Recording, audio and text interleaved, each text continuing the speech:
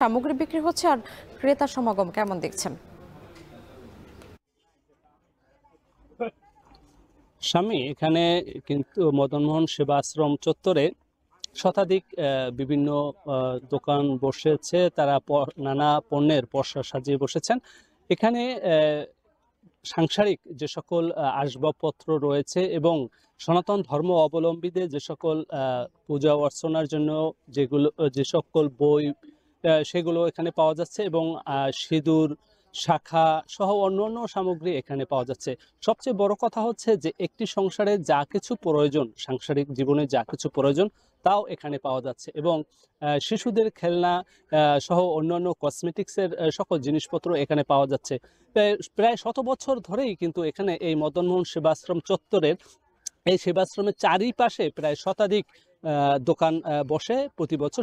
এখান থেকেই তারা সকল মানুষ এখান থেকে কেনাকাটা করেন। এখানে ধর্ম বর্ণ নির্বিশেষে সকল স্তরের মানুষ এখানে কেনাকাটা করেন এবং এখানে প্রতি বছর কোটি কোটি টাকা বেচা বিক্রি হচ্ছে এমনটি জানিয়েছে এখানকার আয়োজকরা। এখানকার স্থানীয় যে প্রশাসন, স্থানীয় পুলিশ প্রশাসন সহ অন্যান্য যে বাহিনী রয়েছে তারাও কিন্তু এই মেলা প্রাঙ্গণে নিশ্ছিদ্র নিরাপত্তা নিশ্চিতে কাজ করছে এবং এই মেলা প্রাঙ্গণটি সমগ্র এলাকায় কিন্তু সিসি ক্যামেরায় আওতাভুক্ত। সে কারণে এখানে নিরাপত্তা থাকায় কিন্তু এখানে বিকাল থেকেই অনেক ক্রেতা এখানে আসে এবং গভীর রাত পর্যন্ত বেচা বিক্রি চলে। এই ছিল আমার কাছে সবশেষ। স্বামী, রাস উৎসবের খবর জানাতে কুয়াকাটা থেকে যুক্ত হয়েছিলেন জসিম পারভেজ।